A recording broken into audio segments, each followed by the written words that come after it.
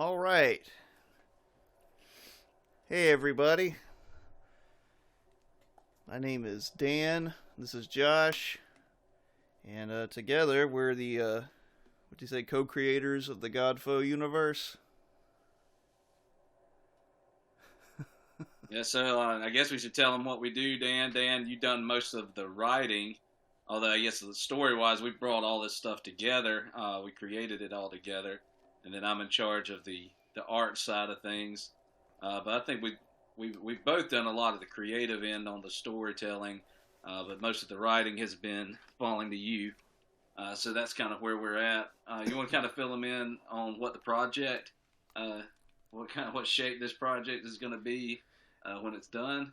Yeah, basically, I'm in a band, and we were writing albums and stories. I'm in a For...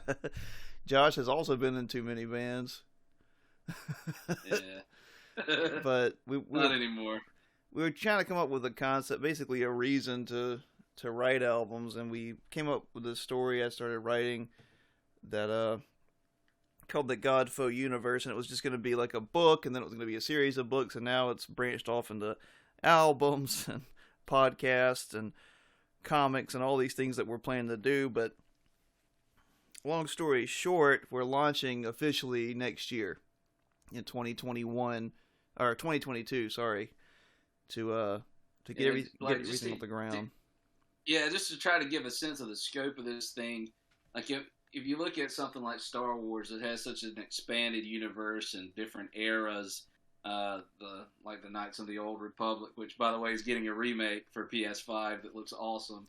I hope it is. Probably suck. I saw some of the stuff that they. I mean, I follow some of the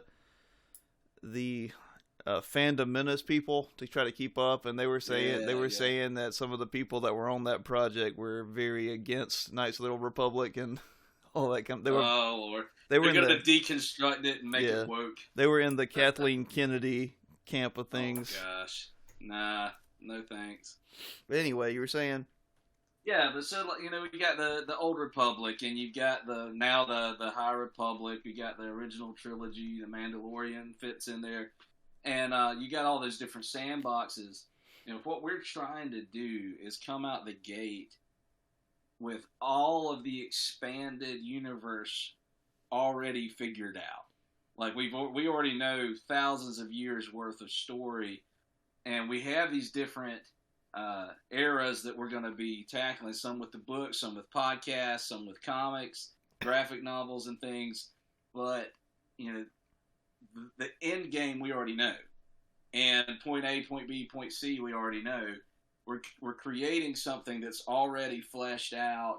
There's not going to be any retconning. There's not going to be any continuity issues because it's all planned out. We're not going to have to turn around 10 years from now and completely recreate a character because we didn't know what to do with them. Yeah, and so we're excited. And we're coming out the gate with 2 different comic series, Biophile Kolga and Apollyon 20XX Volume 1, which will be called Live Not by Lies, and a completed 90,000 word novel called The Shaper, the Shifter, the Shadow. And was interesting. By the way, is already, not only is that novel written, but we already have the next 2 novels at least roughly planned out. The next novel is actually pretty well planned out. Like we know where that story is going. Yeah. So there's a lot that's going to be coming from the novel. So if you're into books, we're going to keep you in reading for quite a while. Yeah, our goal is we've got decades of material to work on, and we have it planned out. We have it step by step by step ready to go. And to go back to the initial launch, we have those 2 comic series, the novel, and we also have a 3rd comic series that is also written and ready to go called Reign of June. And that will probably be in the second wave of things. But the point is, when we launch this campaign in the fall/winter of 2022, it will be done, ready to go once the campaign is fulfilled. The Indiegogo or Kickstarter, whichever one we decide to do, or both. So we're trying to get ahead of the game here to create a universe, lay the foundations of it, and make it so that there are all these different eras that people can come into that are individual stories alone that stand alone, but they also connect with each other over the time span of this universe. So you will always have more to be invested in. And it will always be worth your while because it's not a throwaway story that has no bearing on the greater story, the larger story. You know, the lore that's in the novels. It's the same lore that it's connected in the Biofile comic or in the podcast. Like, it all fits together and it all makes sense. And that's something that I think, you know, my best example that I can give of how this was not done well and was frustrating. And you and I have talked about this before, Dan, like when Lost first came out, the TV show Lost, and it was so engaging. And those mysteries were so cool. And that first season was just incredible. And season 2 was too, but, you know, gradually you realize they keep introducing new mystery. And you get all these questions and no answers. And you realize somewhere around season 3 or 4, they didn't have any idea where it was going. Yeah, and anything J.J. Abrams is a part of, he has no idea how he's going to end it. And which is why Star Wars went off the deep end. Well, and I'm going to do it because this is part of our, you know, this is what drives us when we go into all this. We're going to circle all back around and come to it, everybody that's listening. But we are not only driven to create out of love of art and a passion to make it, but we're also driven because we're tired of our favorite franchises being ruined. We're tired of a lack of quality in everything. And that's really why I even started playing music. I got tired of what was on the radio and what was on MTV, for all you like boomers like me out there. And the same thing with comics, and that's what we kind of wanted to get into. And compare what we're doing with what is happening, and we're going to do it better. And that's what everybody should be trying to do if they're doing it indie, because, I mean, I don't know if it's because of the internet or what, but the world is just too bad to not be making good things. What is it from Preacher, where he's like, his dad said, be a good man because there's too many bad men? Yeah. If for no other reason, you know? And I know that somebody listening might say, well, listen to these guys, man. They're just arrogant. It's just egos. Man, it's not about saying, oh, we're better than anybody else. It's about being driven to want to be better. Yeah. To give people something worth reading, something worth it's been done before. Their time. You can only do something good because you've seen it done before. Like, people want to create or recreate or at least emulate what their heroes did. You don't want to rip them off, but you know what I mean? You're inspired to do that. Like, you don't want a basketball player that doesn't, like, idolize Michael Jordan, you know? Yeah. That doesn't want to try to be as good as him or better. Yeah. I mean, yeah. I'm just waiting for the Michael Jordan life story film where he's played by like an Indian woman. He's going to be played by Michael B. Jordan. The B stands for basketball. The B don't be silent. Yeah, I'm fine with him being played by an Indonesian woman or whatever. As long as she can dunk, I don't care. Okay, sure. Because she was a woman. But now let's jump into. But well, like I said, we'll circle back around. Let's jump into this. I don't want this to be a piss and moan thing, but we talk about it so much, man. Like, I think the last comic series I tried to read from the big two, Marvel and DC, was this new Tom King run of a Batman and Catwoman, because the covers were so cool. I'm ignorant. Hey, the art's fantastic. Yeah, the art's great. The covers are amazing, and I love, like, okay, they're bringing back the Phantasm. That's a great idea. But then, like, I mean, it's a garbage story. Yeah, it's not good. I'm not going to spend the time ripping on it, but it's like, but then you keep noticing this trend of, like, all these other comics you buy. And I'm going to be honest, my comic journey, I mean, I started as a kid. I wanted to be a comic artist, but I learned very quickly and very wisely that I can't draw, and I was like, I could probably spend 10 years developing this, but I will not be as good as someone who has a natural eye for this, who can hold images in their head and can practice and become talented, Yeah. So, needless to say, I didn't want to be an artist, but I grew up in the 80s and 90s. Classic, I'd say classic X-Men, the Claremont run, and all that came with Followed that. up by Jim Lee. And Jim Lee, probably the greatest artist of his day. But I was having this discussion with someone on Twitter the other day. On that Twitter. And I'm always getting in It's fights wicked on Twitter. if you follow me on Twitter, I'm sorry. But anyway, and he was asking, I wish I could pull it together because he seemed cool. But anyway, asking like when basically you gave up on X-Men.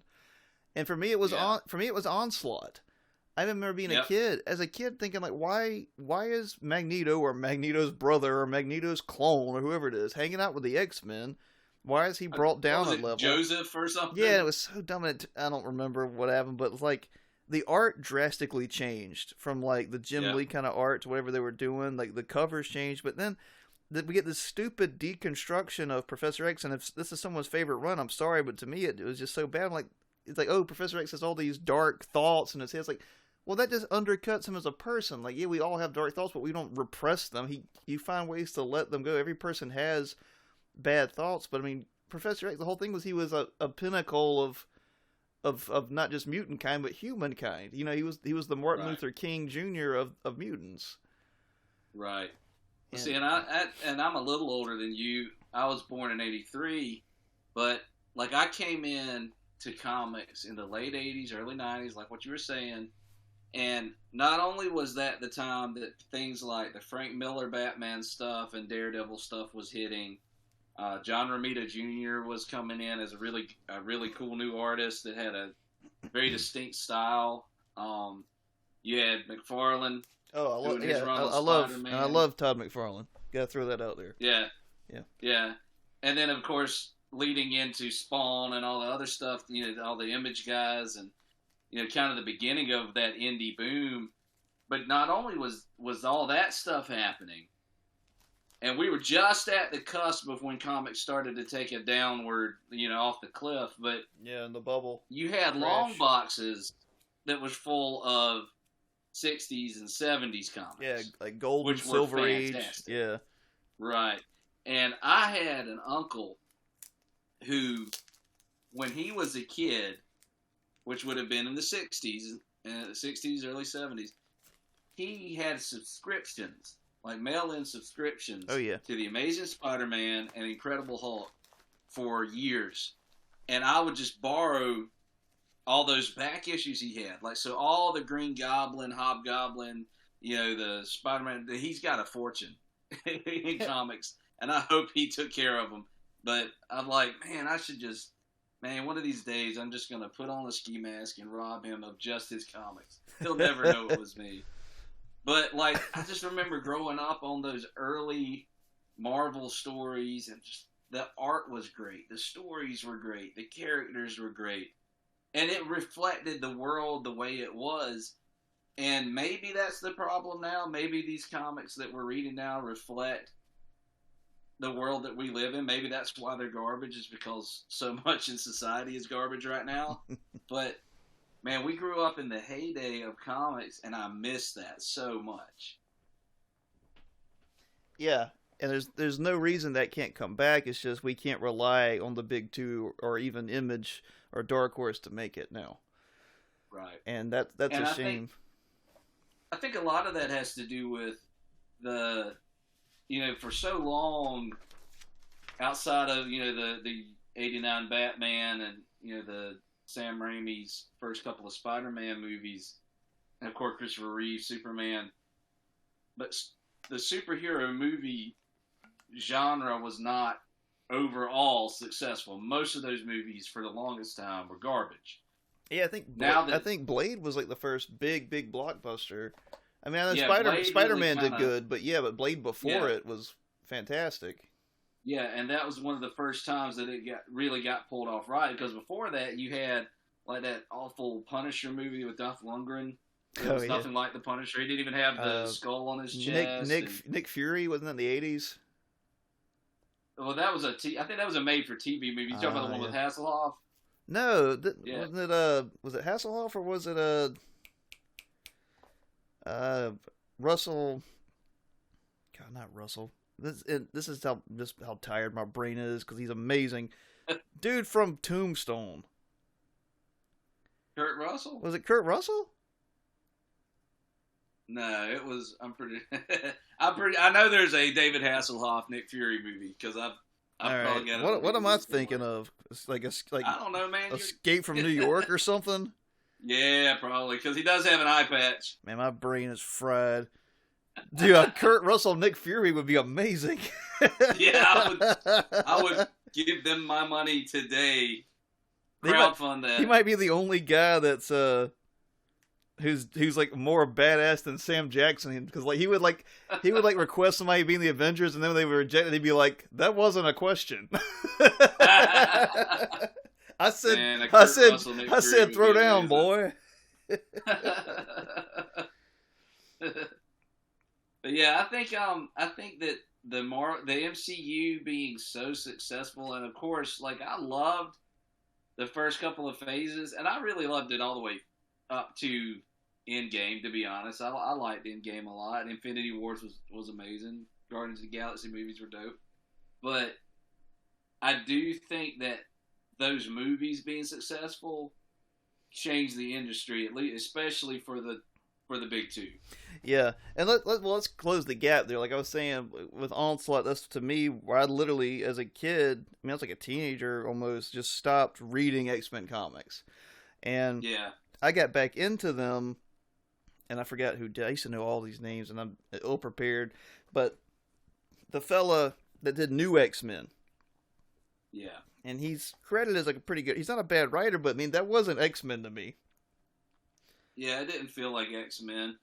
Yeah. I'll be honest, the last storyline X-Men did that I enjoyed was probably the Age of Apocalypse. Yeah, I agree with that. I think I didn't care for the what was the one with Strife? Well, I didn't care for after Executioner's Song. After Age of Apocalypse, they brought X-Man to our world, and it just got worse. It's like, dude, let that guy stay there, or do a post-apocalypse thing with him if you want. Well, that goes into like another problem. Like the second problem that I think, and I know we're harping on X-Men, but that's fine right now.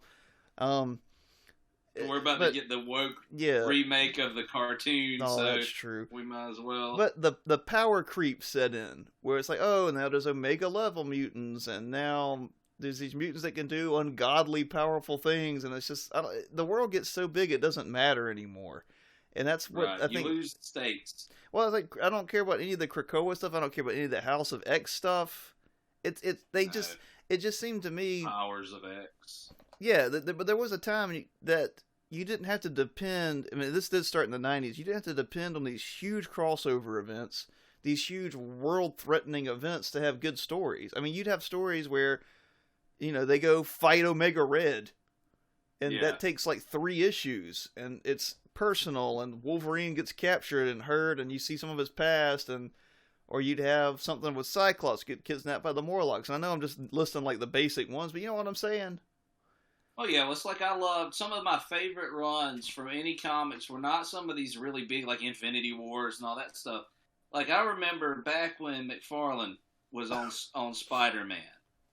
He did a couple of runs. There was one, I think it was a 2 or 3 issue run where Wolverine showed up in town because the Wendigo was in town. Oh yeah, I love the Wendigo. And that was such a good storyline. It was creepy. It had that horror side to it. It was cool seeing Wolverine show up, and that was back when he still had like the burgundy and yellow suit. And man, it was a great storyline. And then there was one that had Peter. He missed the black suit because it was after he had lost the symbiote, and Venom had the symbiote. So he got a black suit made that wasn't symbiote. It was just a costume, but it was the black suit. Yeah. And I remember Mary Jane being mad at him for wearing it. She started smoking again. Yeah. Like he ended up following this, like the homeless people were disappearing.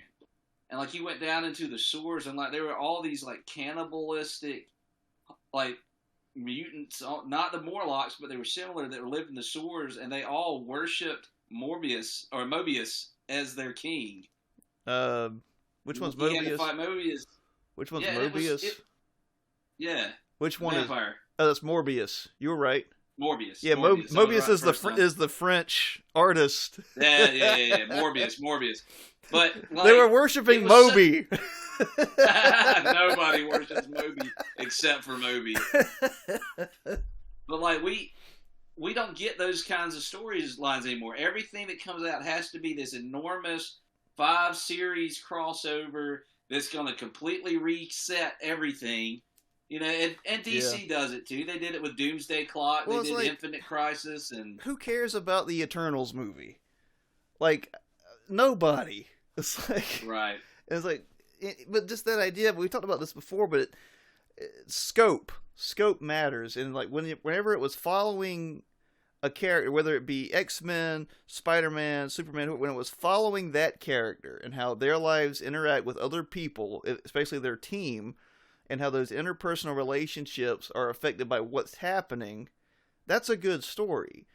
But when and that's why the MCU was able to be so successful out the gate, was that they cast a really, really strong, likable actor in Robert Downey to be the anchor of that franchise. Yeah. And they established him, and then they established Chris Evans as a wonderful Captain America, and they gradually built on those characters. Yeah, it took them 10 years. All the way through. Yeah. And like even when you get back to Endgame, the most powerful scenes in Endgame are, you know, when they bring Tony back and he's emaciated and almost dead, and he is still furious with Cap. Yeah, and the parts that people tend to have a problem with, and I agree, is that when it's just so many characters fighting all the time, and you know, you had that scene where like all the women characters come in somehow magically in the same place to support Captain Marvel, but and there's to do their sassy swagger walk. Yeah, and it's just, but that's what happens. And I remember I got back into, I tried to get back in whenever what was it, House of M happened, which isn't a bad story, but even it was like the two, and this is the third thing we'll get to as far as X-Men goes, and everybody knows it, but there's too many people involved, too many mutants. The stakes are huge and world ending. And third, the main storyline was about Wolverine again. Yeah, it's like how many times do we need to see this guy? And he was one of my favorite, if not my favorite, X-Men in like the 90s, because he was this little guy that was just good in a fight. Yeah. And see, like, they even did that with Age of Ultron. Did they? I didn't read Age of Ultron. So Age of Ultron, the comic run, it's not bad. I mean, it's not bad, but it still ultimately came around to, we got to send Wolverine back in time to stop this. Oh gosh. And that's not even an X-Men story. That's the whole not MCU, but the whole like Marvel comic universe. It still comes down to send Wolverine through time. Yep. So really, yeah. So moving on, if we're going to keep airing our grievances, which this is the first episode of this podcast, let's do it. Let's say what's motivating us, and you know, anger can be a great motivator because it challenges you to put your money where your mouth is. If you're going to complain about something, then go make something. Make something better than what you're complaining about. Yeah. So I was trying to read the new Amazing Spider-Man run, and it's not bad, but it does campiness the wrong way. Like it's I feel like they're maybe trying their best, but they're not succeeding. I mean, there's too many Spider-Men. It's like, yeah, and there's too many weird, like, flooded market. Well, they brought back Norman Osborn and Harry, And those are great villains. Like Norman Osborn is a wonderful villain, but when he becomes the Red Goblin, he gets the Carnage suit, which isn't a bad idea. Like that's not bad because he's like, he wanted to figure out how to power up and all this kind of stuff. I mean, that's not bad. He's crazy enough for the Carnage symbiote. Yeah, for sure. But it's like, I think there's like 1 or 2 fights, and they're super short. They're not drawn well, and there's like 10 Spider-Men. It's like Spider-Man Incorporated. Yeah. And it's just hard. I mean, it's so hard to care. We've talked about the same thing being a problem now with most of the current Batman runs. Is the Bat family's too big. Yeah, like nobody. I'm sorry, I don't care about Batwing. I don't care about the 5th Robin, or whichever ones they got now. I don't care about the 2nd or 3rd Robin. I thought Damian was an okay idea for a while, and he's all right, but he's still a prick. Like, how do you live with Bruce Wayne and he hasn't knocked any sense or manners into you by now? I will say this: I like Jason Todd a lot better as the Red Hood. Oh yeah, than when he was as Robin. I think that's great, and like maybe it wasn't the best executed, but I mean, I tell people it's like, what a wonderful villain! Like he's trained by Batman, like as the Red Hood. In theory, he should be one of the most dangerous people on the planet. Right. I mean, imagine if Dick Grayson was a bad guy. You'd be like, holy crap. See, that's why Three Jokers was one of the best recent comics storylines, was that it shrunk that world back down to Batman, Alfred, Batgirl, Catwoman, Nightwing, maybe, and Red Hood. And White Knight and Curse of White Knight. Those are both great. Yeah, small Bat family. Yep, and it's focusing on what matters, the interpersonal relationship and the play and the tension between those. But yeah, and it's all still focused around Batman. Yeah, and that's what I remember. I had was it not decimation? What is it? It was like an earthquake happens, catalysm or whatever it's called, cataclysm. Yeah, cataclysm, and then they did No Man's Land. No Man's Land was great. They weren't bad, but still, there's that hint where they were bringing in different people. They brought in like a new Batwoman who was actually kind of cool, the one that didn't talk. Yeah. Cassandra. Was that Cassandra Cain? Yeah. That's the one they should have done for the Batwoman show instead of what we got. Right, exactly. I have yet to watch a single episode of that show. Hey, I'm not going to. I got nothing against Ruby Rose as a person or an actress. I haven't really seen her in anything, but that show just looks awful. She's already been replaced now. I think if they wanted to do it, I mean, and this isn't me being cynical, but they wanted to do it good and they wanted to score woke points, they should have made her Cassandra Cain from the comics where she doesn't talk. Maybe she has a disability. Maybe she can't speak. Maybe, make her silent. How that would be pretty groundbreaking as a show. You have a silent protagonist that communicates through sign language. She has the full mask cover, and you can even design the suit where you don't know if it's a man or a woman. Just like, man, this new Batman is pretty brutal, and it turns out it's like a mute woman. Yeah, that would have been awesome. But I mean, they don't want good ideas. And as we learned from The Mandalorian and from Pedro Pascal, nobody wants to play a fully masked kind of hidden character without their face being shown, which I'm going to let that go. But yeah, because that show is really fun. Yeah. But same thing with books. I'm not trying to change the subject, but I mean, you and I have talked about this. The market's kind of flooded with YA or bad sci-fi, kind of bad fantasy. I mean, some of the staples still exist, like Wheel of Time and Brandon Sanderson, but it's hard to find good literature even now. Well, you get a book and it just feels like a patchwork of all the tropes you've already read. Yeah.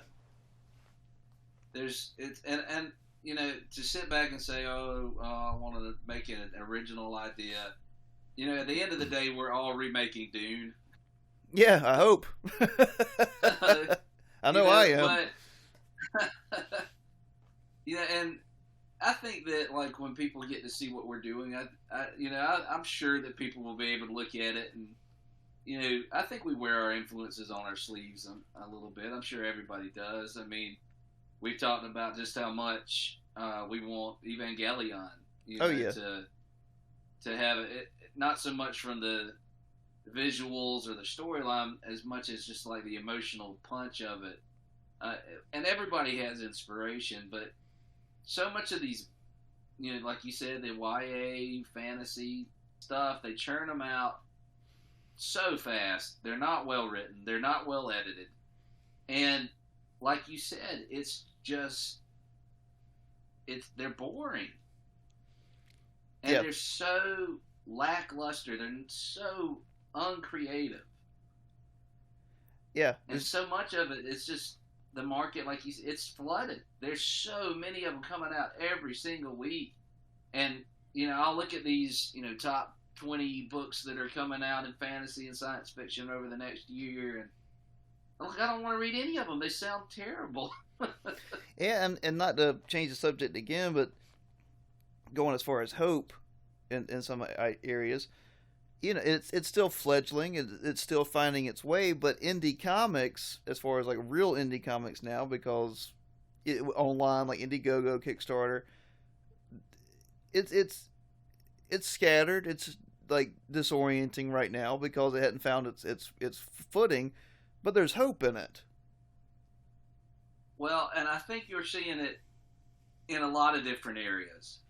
Yeah. Take, for example, look how much bigger right now, and I'm sure that if you look at the numbers, WWE is probably, or WW, whatever they are, World Wrestling Federation, whatever they are now, I'm sure they still probably bring in more money.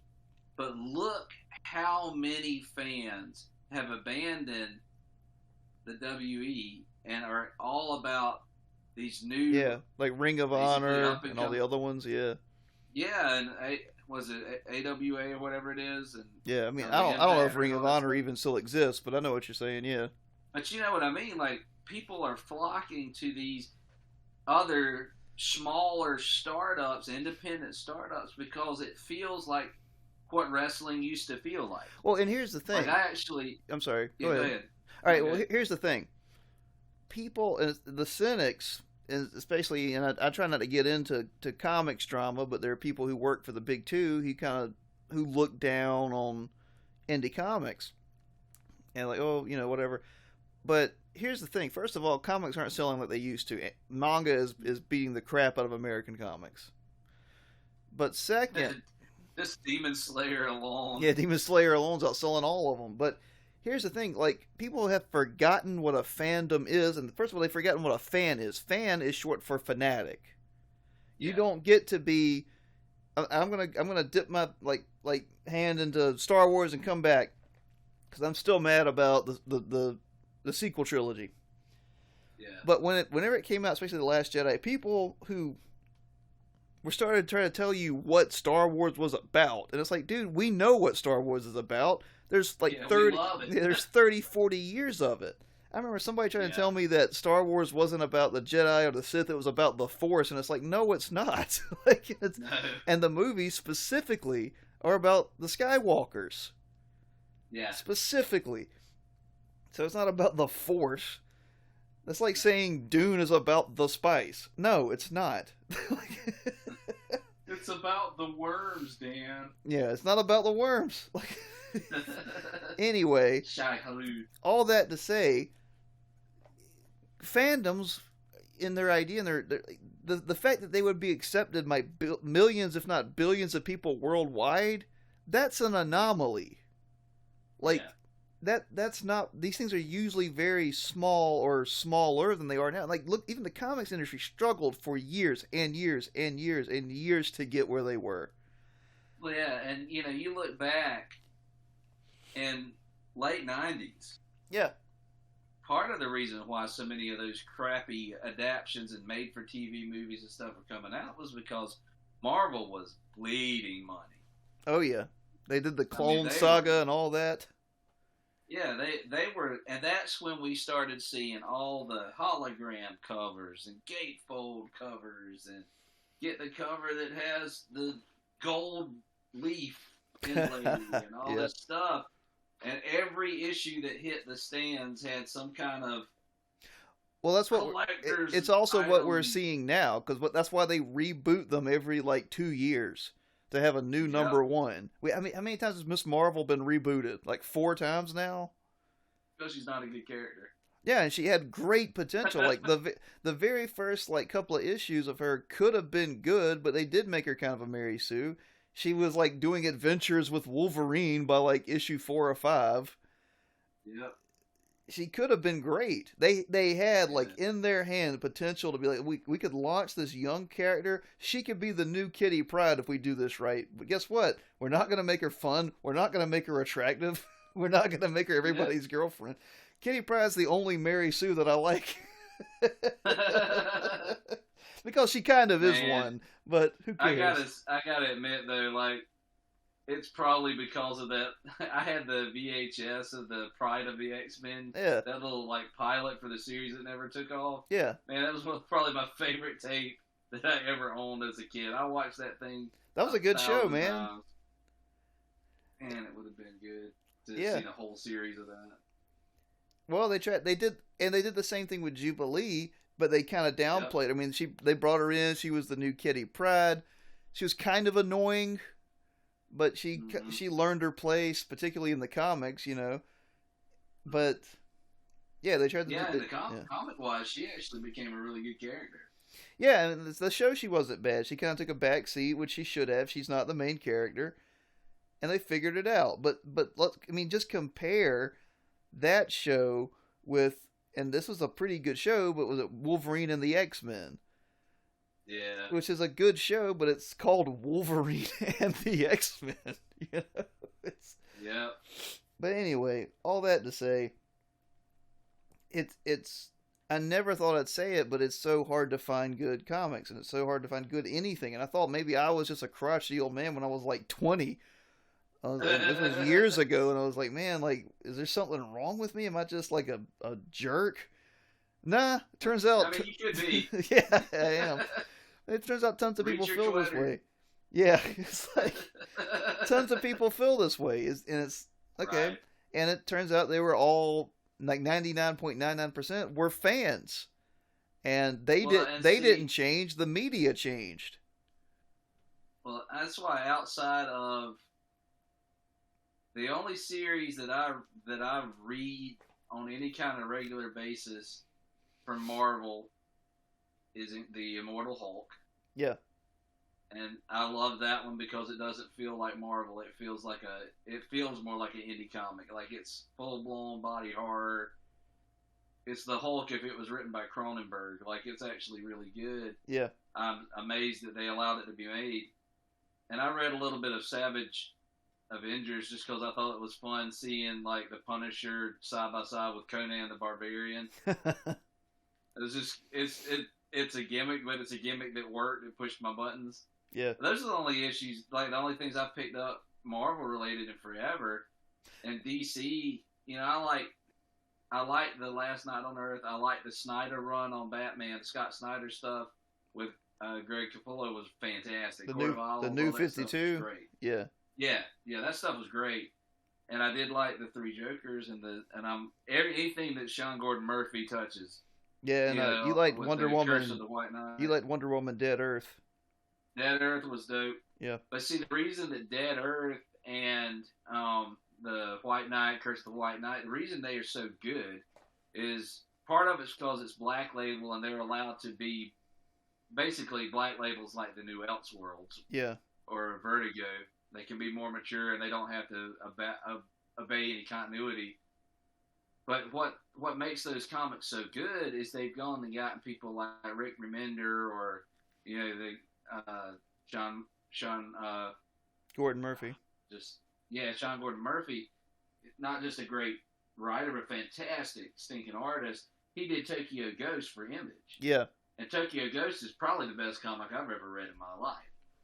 Most of what I've read the past few years has been Image stuff. Tokyo Ghost, Outer Darkness, Rumble, Seven to Eternity. Some of those, they're not their big selling titles. Mm-hmm. They're not really all that necessarily super successful, but they're really good comics. Well, no, they actually made me like comics again. Well, that's the thing is we have to build from the ground up. Right. That's what has to be done. I mean, and there's some indie ones that are doing really well, like Ethan Van Sciver with Cyber Frog and some other ex-professionals, and I get it, they have a platform. and good for them. More power to them, Yeah. But They earned it. the vast majority of this is going to have to come from people building, starting from scratch, and we can help each other out. I know there's drama. I don't understand it. I know there's Comicsgate and there's non-Comicsgate, and honestly, I don't care about that right now. Maybe if I had more information, I would care. But and Right. somebody can educate me. But I don't have a problem with anybody. I don't know anybody. Yeah. nobody's Like nobody's kicked my Twitter's dog. a real place. Yeah, Twitter's not a real place. No one's threatened me yet. Well, maybe. But no. All that to say, I'm excited for what we're doing. I'll circle back around like as a promise. Look, guys, whoever's listening, guys and gals, whatever you like. We are Use your pronoun. Yeah. I'll respect all of them. I don't care.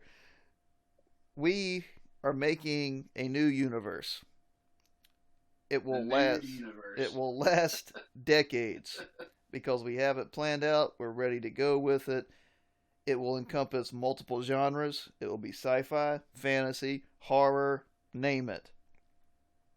And we want you along for the ride. Yeah.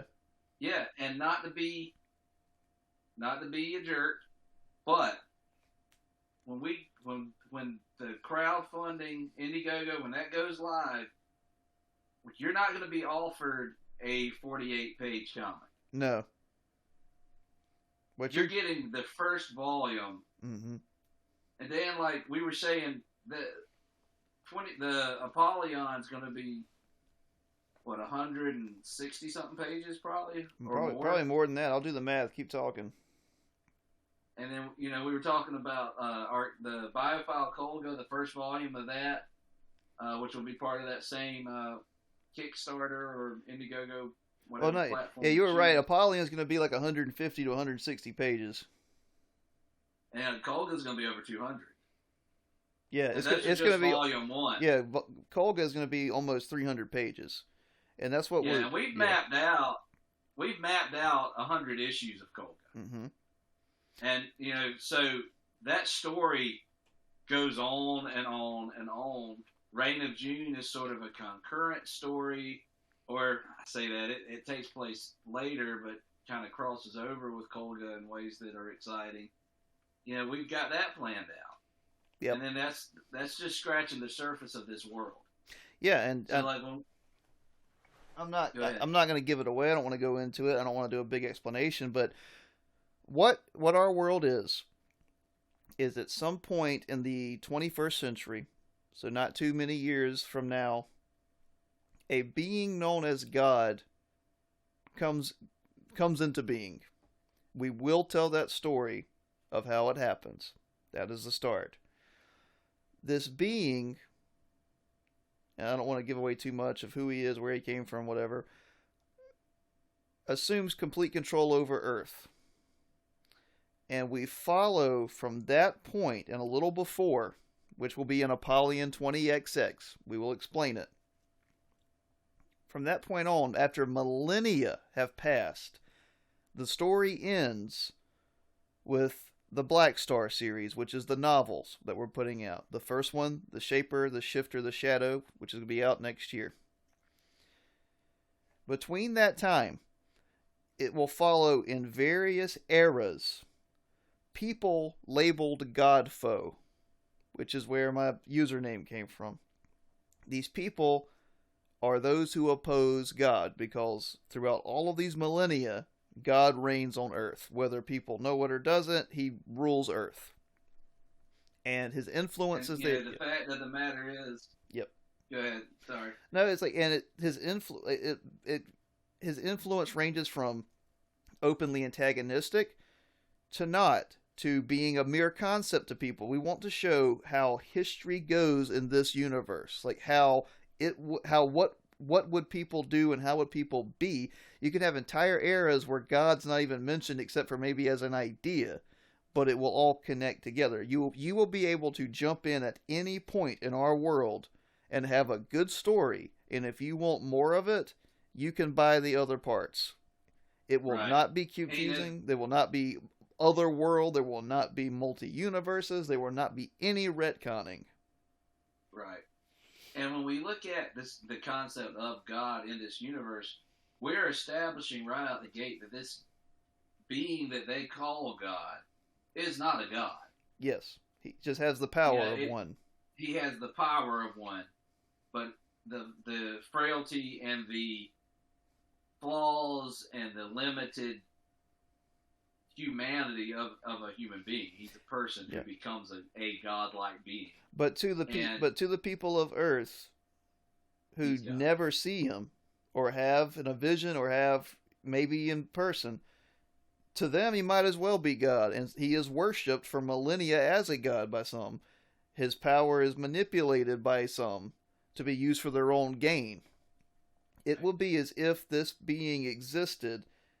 How would humanity react to it? It will be an entire history and civilization of a civilization and the rise and fall of kingdoms. It will be one of the largest universes you can be a part of. Right. Yep.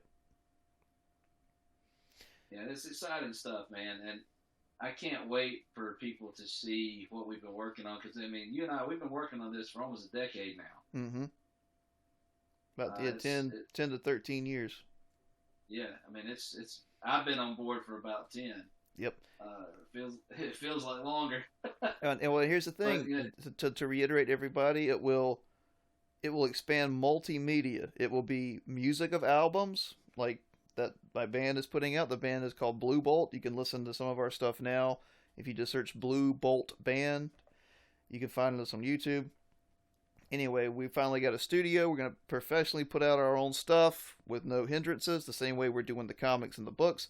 So we'll do music, comics, books, podcasts, such as lore videos explaining the world, and in-world podcasts. Like, we have a detective show lined up that takes place within the same era as the comics. We have videos lined up. I mean, and as it grows, We're working on a board game and a card games, card battle game, video games. Yep. We are intending, and it's not a cynical cash grab, because if we wanted to do that, we would have made, something very derivative and cheap, and we probably would have ripped off manga or something like that. So, and there's nothing wrong with manga. We all love it. I've got Josh's Akira box set right here. I'm just making a joke. But anyway, we've got your back. If you will be a fan of this, we will keep you entertained. And not only will we keep you entertained, this is a little early to say, but like once this gets established, once we get the first phase out and we get the universe started, we're going to work on creating a platform for fans to submit their own work. Yes. And as long as it meets our criteria, we'll make it canon. Yep. We'll make sure it doesn't interfere with anything. We'll make sure, we will have a somewhat strict canonization idea, but you'll be able to read the rules, and if what you submit, your work meets them, we'll canonize it. Yeah. You get to be a part of creating this universe. We won't market your stuff. We won't monetize your work. We won't take credit for it. We won't sell it, because that's a really terrible thing to do. But it will be canonized. It will be canon.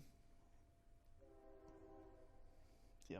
So Star Wars definitely didn't offer you that. Yeah. Yeah. But anyway, we're excited to be working on this together. We've got a few other guys, like I said, on the music side, who are also contributing ideas and stuff. And we'll have streaming with that. The music itself will be a whole other thing, kind of interactive. We'll be doing live performances, all kinds of stuff. Come join us in the future. Where we're going, we don't need cars. Roads. Roads. Or cars. Roads or cars. Yeah. So, yeah, and I've got a channel. I post stuff. I mostly talk about religion, philosophy, and politics. I might get into debating later. I don't really particularly think I'm great at it, but maybe. So follow my stuff. Josh, you're not a master. Yeah, Josh, do you have anything you want to promote? I mean, I know you're putting some of your art up on Twitter and Instagram. But I'll put Yeah, your I'll put your handles in the bio as well with mine. yeah. At the moment, there's not a lot. I'm a podcast whore, so I'll frequently be on the Loot Brothers podcast. I'll put a link to them as well. Loot Bros Comic Cast. I drop in on there once in a while. Sometimes I drop in on Geek HQ and talk about Dune or something else.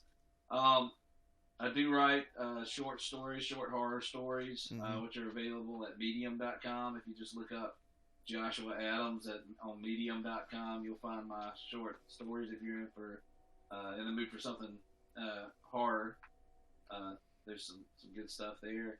But the main focus right now is definitely on getting these comics finished and ready for release. Yep. And also, I meant to say this for all who are still here.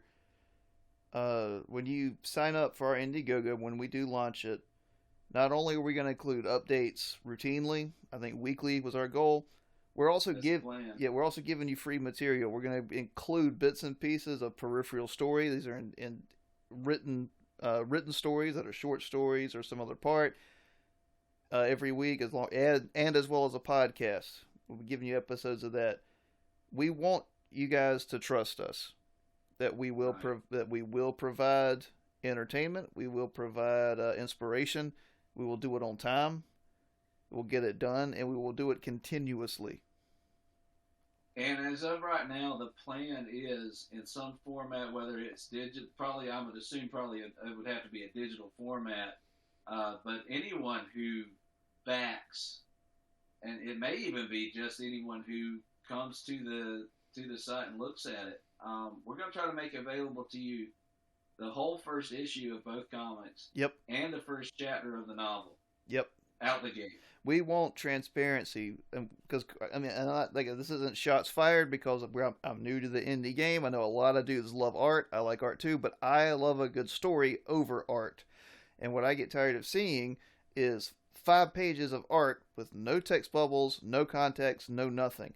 I'm sure that works. I'm sure that sells. We might do some of that as well. We want people to know what they're getting. We won't, and when we say issues, I mean, think of it as a graphic novel. Kolga is going to be 12 issues. That's like 12 24-page issues, basically. So 300 pages almost. Apollyon will be 6 of those. So about 150 pages. And we will make them the right price. We'll make them we'll do bundles and all that kind of stuff and all kinds of other incentives. But we do want the first issue / first chapter of each product to be available for people to know what they're getting. Yeah, we want that stuff in your hands out the gate before you ever even consider applying a penny towards seeing it funded. We don't expect anyone to give us money without knowing what they're going to get. Exactly. Yep. Okay. We're not the government. All right. And we could sit here and whine a bit more, but I think we're going to wrap it up for right now. And we want you guys on this journey, not as a cynical cash grab, but we want to be something that inspires people, that people love, and so we can love other people as well. Absolutely. All right. See you next time.